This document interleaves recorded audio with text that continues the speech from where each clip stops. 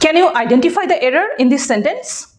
The meeting being concluded, the members left the hall after exchanging pleasantries. इस sentence में कौन C part में error है? Error है या नहीं है?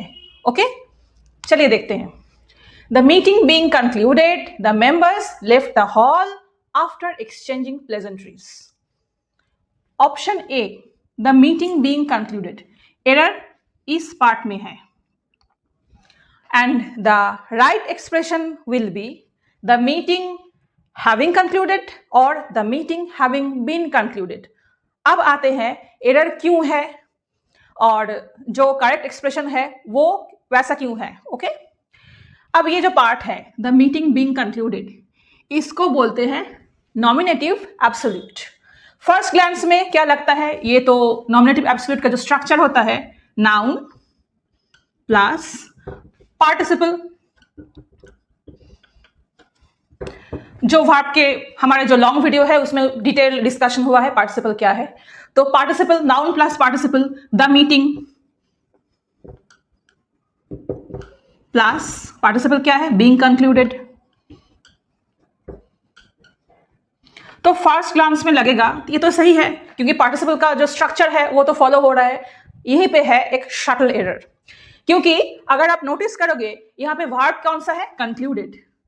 कंक्लूडेड मतलब कोई चीज जो कंप्लीट हो गया है, उसका जो कंक्लूजन वो आ चुका है, तो ये डिनोट करता है एक completed action, not something which is going on. Okay, a completed action. The verb concluded denotes a completed action. तो this nominative absolute here the meeting being concluded, ये भी एक्सप्रेस करना चाहिए एक कंप्लीटेड एक्शन को. इसलिए यहाँ पे जो राइट स्ट्रक्चर है वो होगा द मीटिंग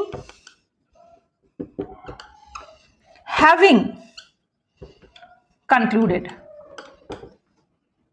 और ये एक ऑप्शन है, दूसरा एक ऑप्शन वो भी सही है, वो होगा the meeting having been concluded.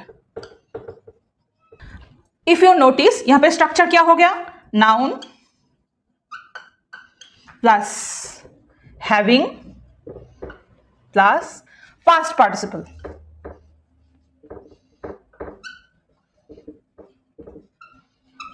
ये हो गया इसका जो राइट स्ट्रक्चर, राइट एक्सप्रेशन. तो अब हमको समझना है ये जो मैं बोल रही हूं this is nominative absolute. Nominative absolute है क्या? ओके, एंड इसका स्ट्रक्चर क्या है, चलिए देखते हैं. तो इस सेंटेंस में द मीटिंग हैविंग कंक्लूडेड और the meeting having been concluded दोनों ही सही है. The meeting being concluded wrong expression है. And the second part of this sentence the members left the hall after exchanging pleasantries. इस part को बोलते हैं नॉमिनेटिव एब्सोल्यूट. अब आते हैं नॉमिनेटिव एब्सोल्यूट है क्या. Nominative absolute is a phrase containing a noun or pronoun followed by a participle, and this is independent of the main clause of the sentence. जैसे कि यहाँ पे ये है main clause, the members left the hall after exchanging pleasantries, और ये part है nominative absolute. This is independent of this. okay, and यहाँ पे इसलिए एक कॉमा लगाते हैं ये इंडिपेंडेंस को एक्सप्रेस करने के लिए.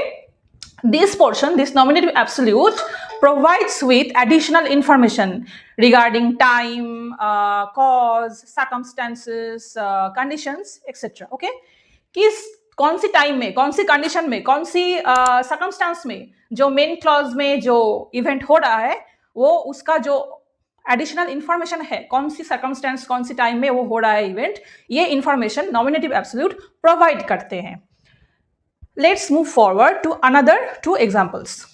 The weather being pleasant we went out.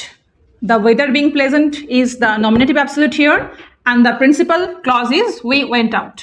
Now if you notice the weather being pleasant is independent of this we went out, इसलिए यहाँ पे एक कॉमा लगाया गया है टू एक्सप्रेस दिस इंडिपेंडेंस. ये जो नॉमिनेटिव एब्सोल्यूट है ये मेन सेंटेंस पे ऊपर डिपेंडेंट नहीं है. And the structure here is the weather noun plus being which is a participle plus complement. Okay, the weather being pleasant, we went out. Next, the work having been completed, the workers left. यहाँ पे the work having been completed is the nominative absolute, the workers left is the main clause. इस portion, this nominative absolute grammatically main clause के ऊपर dependent नहीं है, and इसका structure is the work noun plus having plus past participle.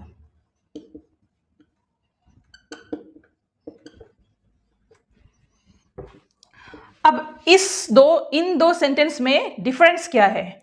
The weather being pleasant we went out, जब हमने went out किया, when we went out, तब भी वेदर प्लेजेंट ही था.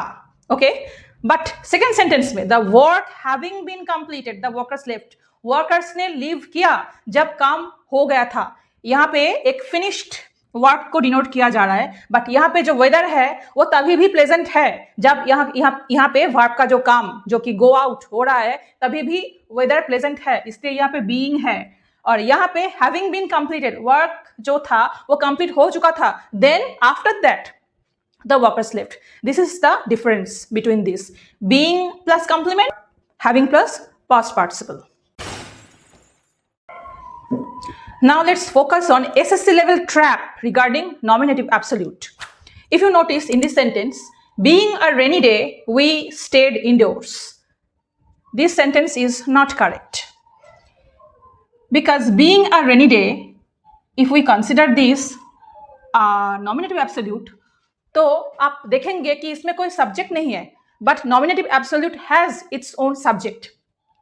क्योंकि यहाँ पे कोई सब्जेक्ट नहीं है, कोई लॉजिकल कोई सब्जेक्ट नहीं है, और अगर हम इस सब्जेक्ट से इसको रिलेट करते हैं तो इस सेंटेंस का मतलब क्या होता है? We being a rainy day. Sentence का कोई मतलब नहीं होता है, सेंटेंस एक जिबरिश हो जाता है, नॉनसेंसिकल सेंटेंस हो जाता है. तो लॉजिकली इसका कोई सब्जेक्ट नहीं है, और अगर हम जो मेन क्लॉज है वी स्टेड इंडोर्स, इसका सब्जेक्ट इसके लिए पकड़ते हैं तो सेंटेंस नॉनसेंसिकल हो जाता है. तो ये एरर हो गया. ऐसी जो एररनियस सेंटेंस है रिगार्डिंग नॉमिनेटिव एब्सोल्यूट, इसको बोलते हैं dangling participle. Being a rainy day, dangling.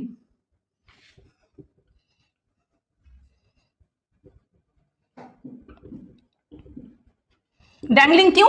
इसका कोई सब्जेक्ट नहीं है. किसको ये क्वालिफाई करेगा, किसको डिस्क्राइब करेगा? कोई सब्जेक्ट नहीं, ये डैंगल कर रहा है. इसको अगर हम सही बनाएंगे तो सेंटेंस कैसा होगा? ये होगा it being a rainy day we stayed indoors. यहां पे इट सब्जेक्ट आ गया जिसको ये participle being a rainy day qualify कर रहा है. ओके, इसको सब्जेक्ट मिल गया, इसको वी के साथ अटैच होने की कोई जरूरत नहीं है, ये इंडिपेंडेंट है. इस पार्ट इंडिपेंडेंट हो गया, ये मेन क्लॉज हो गया जिसके ऊपर ये डिपेंडेंट नहीं है. अब ये सेंटेंस करेक्ट हो गया. तो प्रोवाइड करना पड़ा किसको? एक सब्जेक्ट को, इट. ओके, तो ये डैंगलिंग पार्टिसिपल एंड इसके जो रिलेटेड एरर्स आते हैं नॉमिनेटिव एब्सोल्यूट में, ये आपको समझना है क्योंकि इस एंगल से एरर आ सकते हैं.